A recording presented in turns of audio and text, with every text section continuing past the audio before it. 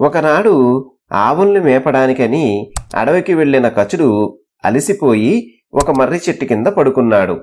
అప్పుడు రాక్షసులు అతన్ని చంపి అతడి శరీరాన్ని ముక్కలు చేసి తోడేళ్లకు వేసి వెళ్లిపోయారు. సాయంకాలం అయింది. ఆవులన్నీ ఇంటికి తిరిగి వచ్చాయి. కాని కచుడు రాలేదు. దేవయాని వెంటనే తండ్రి వద్దకు వెళ్లి, నాన్న, అగ్నిహోత్రాల వేళ దాటినా కచుడు ఇంకా ఇంటికి రాలేదు. ఏ మృగాలైనా చంపి ఉంటాయేమో, లేకపోతే రాక్షసులే ఏమైనా చేసి ఉంటారేమో అంటూ ఏడవసాగింది.